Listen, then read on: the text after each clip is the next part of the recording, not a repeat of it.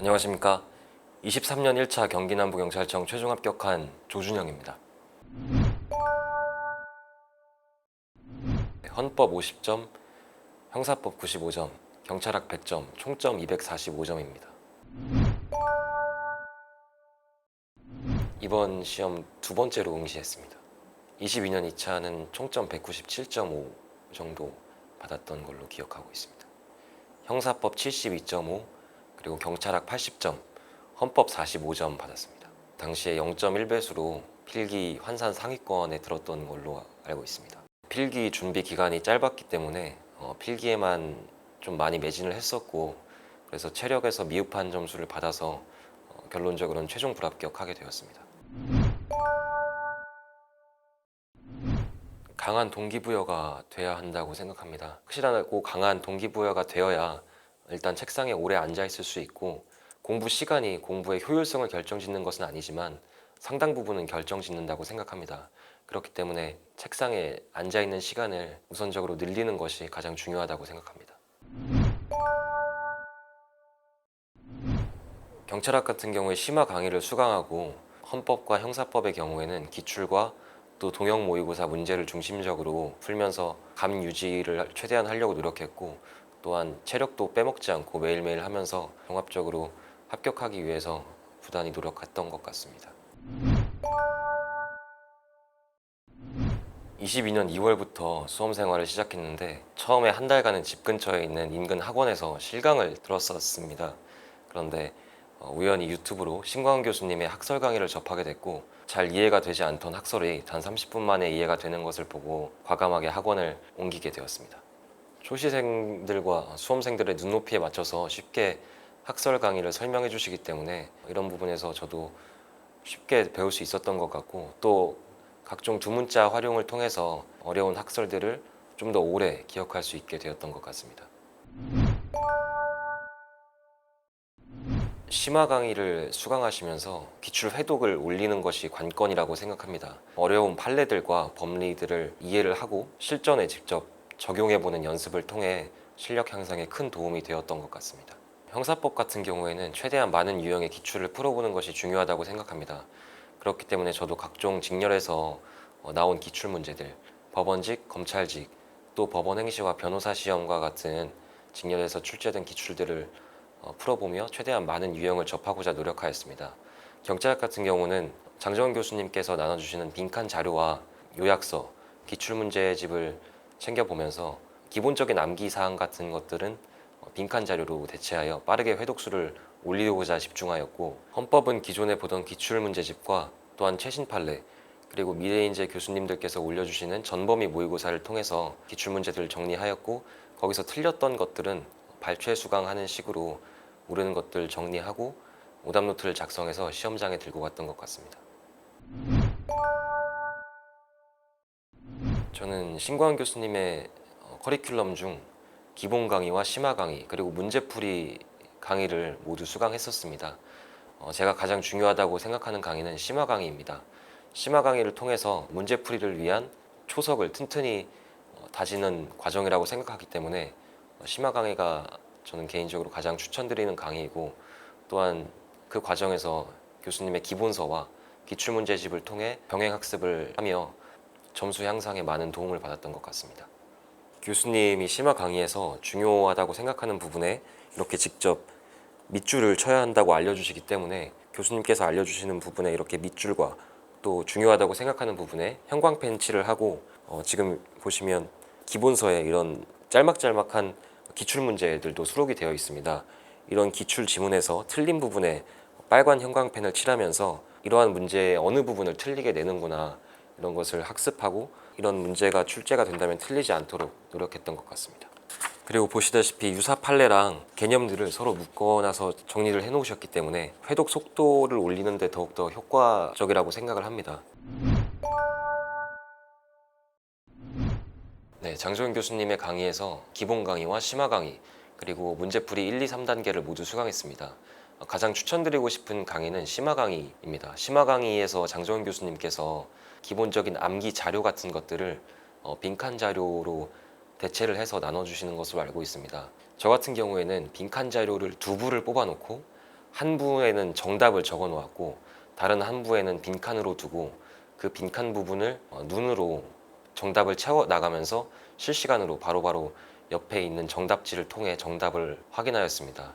이렇게 학습하니 회독 속도도 많이 올릴 수 있었고 빠른 시간 안에 회독을 할 수 있었습니다. 경찰학은 암기성이 굉장히 강하고 휘발성이 강한 과목이기 때문에 짧은 시간 안에 많은 양을 보는 능력이 필요하다고 생각합니다. 이러한 부분에서 장정현 교수님의 심화 강의를 적극 추천드립니다. 그리고 기와펜을 사용하시는 수험생분들이 있는 것으로 알고 있는데 저 역시도 기와펜을 기출문제를 풀 때 많이 사용을 했었습니다.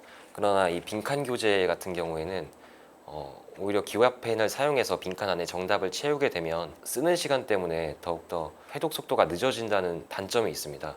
이번에 장정현 교수님께서 심화이론 서브노트를 출간하신 것으로 알고 있는데 중요 부분 군데군데에 빈칸을 뚫어 놓아서 학습할 수 있도록 교재를 출간하셨습니다. 그래서 빈칸에 들어갈 정답을 밑칸에 미리 볼펜으로 적어 놓고 그 부분을 가리고 눈으로 빈칸을 채워 나가신다면 더욱더 빠르게 교재 회독을 하실 수 있을 거라고 생각합니다.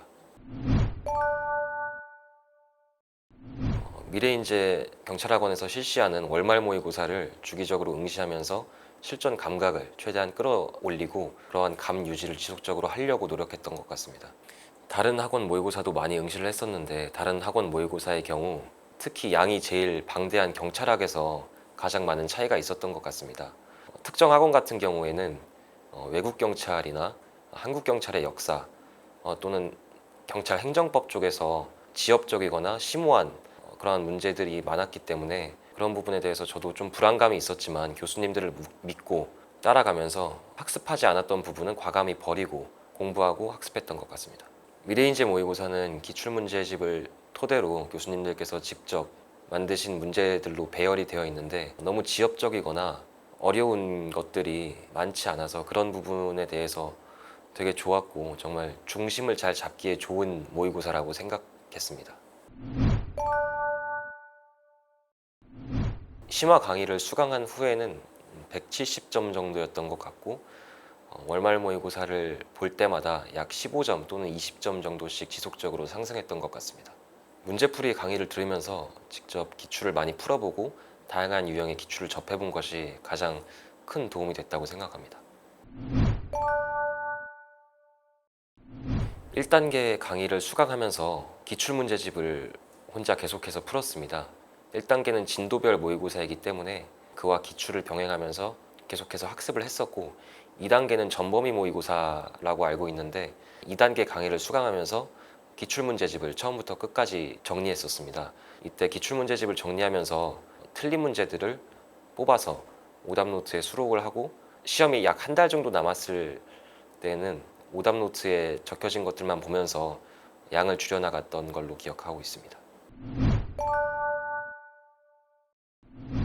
2단계 전범위 모의고사와 기출문제집 회독을 끝낸 뒤에 오답 노트를 작성하였고 왼쪽에는 이렇게 2단계나 기출에서 틀린 지문들을 오려서 노트를 작성했습니다. 또한 오른쪽에는 OX 형식으로 직접 정답을 달았고 또 간단한 해설도 직접 달았습니다. 오답을 볼 때는 오른쪽 부분을 책이나 손으로 이렇게 가리고 문제를 직접 풀어보았고 여기서 3번 이상 맞은 문제들은 이렇게 지문을 뜯어내면서 점점 오답 노트의 양을 줄여나갔습니다. 형법 강론, 형법 총론, 그리고 헌법과 형사소송법으로 총 4과목 작성하였고 시험장에는 이 오답 노트와 경찰학 기본서 2권을 가지고 들어갔습니다.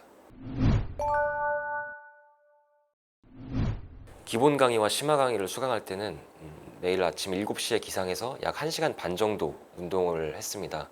집 앞에 공원을 뛰고 팔굽혀펴기와 윗몸 일으키기를 주로 많이 하였고 그 뒤에는 아침을 먹고 집 앞에 있는 스터디 카페로 향해서 새벽 1시 정도까지 공부를 하고 또 집에 돌아와서 새벽 2시까지 약 1시간 정도 또 새벽 운동을 하고 취침에 들었던 것 같습니다. 그래서 하루 약 5시간 정도 수면을 한 것 같고 문제풀이 단계가 진행되는 동안에는 집 앞에 있는 스터디 카페에서 지속적으로 공부를 하면서 하루 4시간 정도 수면을 했던 것 같습니다. 하이퍼반을 들어올 당시에는 시험이 한 달 정도밖에 안 남은 시점이었기 때문에 다시 아침 기상을 해서 너무 늦지 않은 시간에 수면을 하는 것으로 목표를 설정했었고 또한 하이퍼반 자체적으로 학습 시간과 또한 쉬는 시간이 구별되어서 정해져 있기 때문에 그러한 부분에서 도움을 많이 받았던 것 같습니다. 수험 생활을 하면서 가장 힘들었던 점은 체력이었던 것 같습니다. 개인적으로 체력이 좋지 못했었기 때문에 운동 시간을 하루하루마다 확보하고자 노력하였고, 최소 하루에 2시간 이상은 운동 시간을 확보하면서 체력 향상을 위해서 부단히 노력했습니다. 작년 2차 시험에 최종 불합격하고 바로 필기와 체력을 병행하기 시작했습니다. 체력을 하루에 2회씩 주 7일, 하루엔 최소 2시간 이상씩 하자는 마음가짐으로 부단히 체력 점수 확보를 위해 노력했습니다. 또한 필기 시험이 2주 정도 남았을 당시에는 하루 1회로 줄이고 필기에 주로 매진을 했었고, 필기 시험이 끝난 뒤에는 수면, 또 휴식, 운동만을 하면서 체력 점수 확보를 위해 부단히 노력했습니다. 무슨 일이 있어도 경찰이 돼야겠다는 마음가짐으로 제가 스스로 선택한 경찰이라는 꿈을 이루기 위해서 열심히 노력했던 것 같습니다. 하지만 저도 수험 생활이 1년쯤 되어가니 정신적으로도 그리고 육체적으로 많이 지치기 시작했습니다. 이때 우연히 하이퍼반에 당첨이 되어서 미래인재경찰학원의 관리반에 등록을 하게 되었고, 다른 친구들과 서로 선의의 경쟁을 통해 긴장감과 텐션을 유지하면서 흔들리는 마음을 잘 다잡고 결국 최종 합격을 할 수 있게 된 것 같습니다. 하이퍼 클래스 반은 굉장한 그리고 다양한 장점이 있다고 생각합니다. 첫째로 교수님들과의 대면 질의응답 시간을 통해서 본인이 평소에 몰랐던 문제들에 대한 질의응답을 자유롭게 할 수 있고, 이때 교수님들께서 최신 판례나 최근 화두가 되고 있는 여러 판례들을 설명해 주시면서 그런 부분에 대한 감유지도 할 수 있다고 생각합니다. 두 번째로는 네이버 밴드를 통해 실시간 질의응답이 가능하다는 점입니다. 교수님들과 변호사님들의 전문적인 답변이 오고 가는 공간이기 때문에 그러한 부분에서 몰랐던 문제들에 대해 실시간으로 해설과 정답을 받아볼 수 있다는 상당히 큰 이점이 존재합니다. 마지막으로는 정해진 휴식 시간과 공부 시간을 확보를 통해서 실제 시험장에 맞는 몸 컨디션을 유지할 수 있고 규칙적인 생활이 가능하다는 점이 하이퍼 클래스만의 다양한 장점이라고 생각합니다. 그리고 최상위권 반 학생들이 모여있는 관리반이기 때문에 항상 긴장감과 그러한 텐션이 항상 유지가 되었던 것 같습니다. 저도 그 부분에 대해서 많은 자극을 받아서 더욱더 열심히 할 수 있었던 것 같습니다. 무조건 하루 2회 운동하기와 순공시간 10시간 이상 채우기, 두 가지 목표는 항상 지키려고 노력했습니다. 네, 저는 주말과 명절에도 쉬지 않고 항상 주 7일 공부와 운동을 병행하며 반복했습니다. 네, 지금 2023년도 2차 시험이 별로 남지 않은 것으로 알고 있습니다.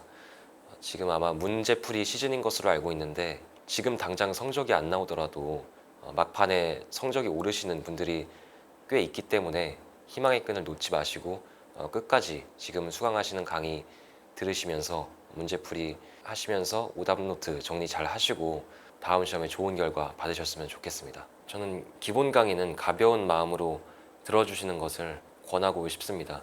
기본 강의를 들으실 때부터 경찰학 본인만의 암기 노트를 작성한다든지 아니면 굉장히 어려운 형사법 기출을 풀으시는 분들이 계신데, 그렇게 되면 오히려 현재 하고 있는 학습 방법에 혼선만 생긴다고 생각을 하기 때문에 가벼운 마음으로 기본 강의를 들어주시고, 또 추후에 진행되는 커리큘럼을 통해 충분히 실력 향상을 하실 수 있기 때문에 학원에서 진행되는 커리큘럼과 기출문제 풀이를 통해서 꼭 좋은 점수 받으셨으면 좋겠습니다.